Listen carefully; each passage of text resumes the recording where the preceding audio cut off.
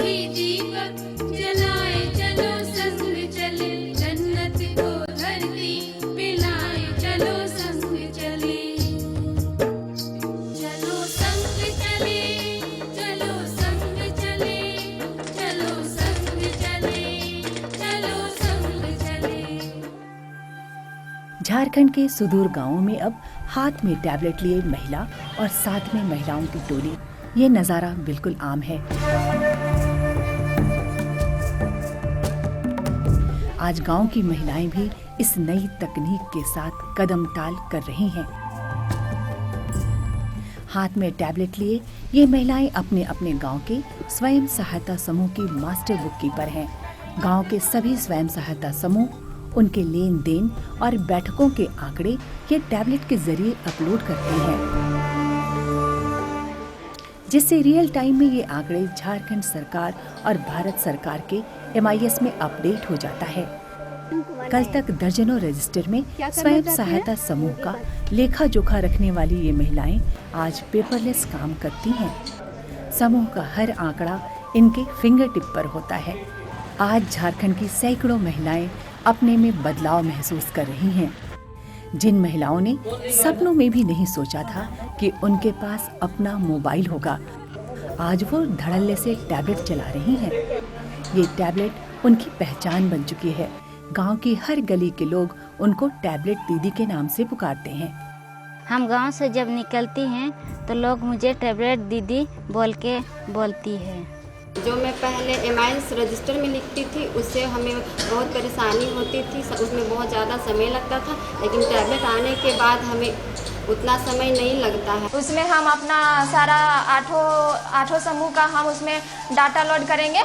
इस रिपोर्ट को पहुंचाने के लिए ऑफिस आना पड़ता था, वो हम घर बैठे ही एक क्लिक करके टैबलेट में सारा डेटा ऑफिस तक पहुंचा सकते हैं। समूह की दीदी लोग बैठना नहीं चाहती है अपना काम धंधा छोड़ करके, और अभी जैसे कि टैबलेट आया है तो मात्र एक टैबलेट में ही सारा लेन देन प्रक्रिया, जो समूह की जो प्रक्रिया होती है वो एक टैबलेट में ही एंट्री हो जाती है। चूल्हा चौकी के साथ साथ ये गांव की महिलाएं टैबलेट पर काम करती हैं। राष्ट्रीय ग्रामीण आजीविका मिशन के तहत Jharkhand state livelihood promotion society राज्य में गरीब ग्रामीण महिलाओं को समूह से जोड़कर आजीविका के साधन उपलब्ध कराने के लिए प्रयासरत है।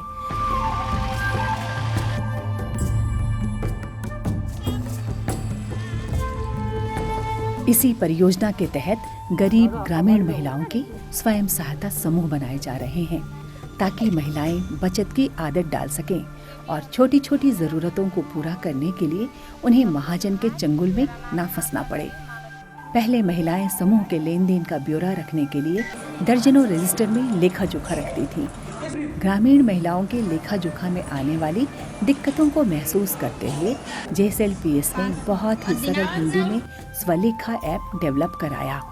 स्वलेखा कार्यक्रम के अंतर्गत ग्राम स्तर से रिकॉर्ड को राज्य स्तर तक पहुंचाने के लिए एक वृहत टैबलेट बेस्ड एप्लीकेशन डेवलप किया गया है और स्वयं सहायता समूह की दीदियों को उसमें प्रशिक्षित किया गया है, ताकि वो टैबलेट के माध्यम से स्वयं सहायता समूह की गतिविधियों के रिकॉर्ड कीपिंग को MIS में एंट्री कर सकें।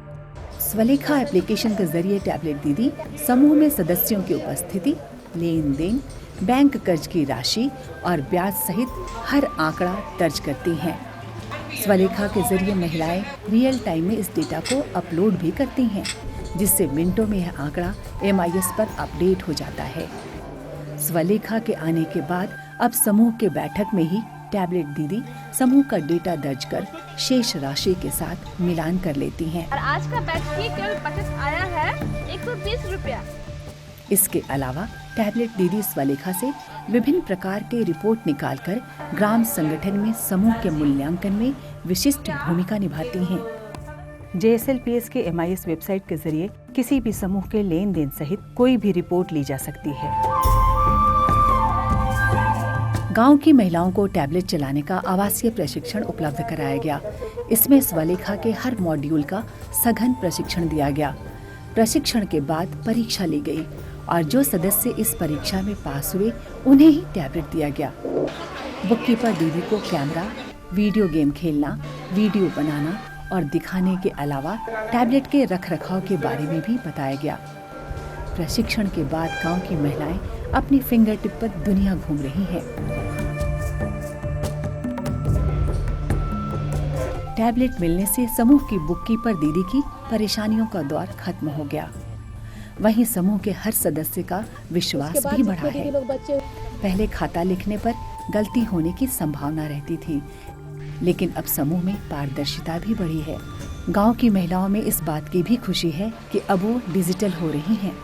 टैबलेट दीदी आज डिजिटल बुककीपिंग के जरिए महीने में 1500 से 2000 रुपए तक की आमदनी कर रही हैं, जिसके जरिए वो अपने परिवार के भरण पोषण की जिम्मेवारी भी निभा रही हैं। समूह में लिखते थे तो बहुत सारी परेशानी होती थी, कभी उपस्थिति में, कभी नाम में। तो जब टैबलेट आ जाने के बाद उसमें कुछ परेशानी नहीं होती है और मैं टैबलेट से ही हमको आमदनी होती है। टैबलेट आ गया है, टैबलेट में हम लोग को कोई दिक्कत नहीं है, कोई घपला भी नहीं है। टैबलेट दीदी के आने से जहां एक ओर समूह का लेखा जोखा पहले से अच्छा हो गया है, वहीं गांव की गरीब महिलाओं को आजीविका के विभिन्न साधनों के बारे में जागरूक करने के लिए टैबलेट से फिल्म भी दिखाया जाता है। टैबलेट दीदी अब गांव की महिलाओं को जागरूक करने के लिए बकरी पालन, खेती और सरकारी योजना की जानकारी से जुड़ी फिल्में भी दिखाती हैं। समूह भी अच्छा हम लोग का चलता है उसमें, और हम लोग बहुत कुछ सीखे हैं। खेती करने के लिए ऐसा सीखे हैं, और बकरी पालन करते हैं, बतख पालन करते हैं। फिल्म नहीं देखे थे, टैबलेट दीदी आने से देखे, फिल्म उसी में सीखे। छगरी पालन करने, बतख पालन करने, लिखा जोखा करते थे रजिस्टर में। अभी टैबलेट से ना दीदी अच्छा करती है। गांव की ये गरीब महिलाएं अपने गांव को डिजिटल गांव बनाने के लिए प्रयासरत हैं। ये महिलाएं इंटरनेट, ईमेल और फेसबुक पर भी रहती हैं। आने वाले दिनों में टैबलेट दीदी के जरिए स्वयं सहायता समूह के उत्पादों की बिक्री की योजना है, जो जल्द ही धरातल पर उतरेगा।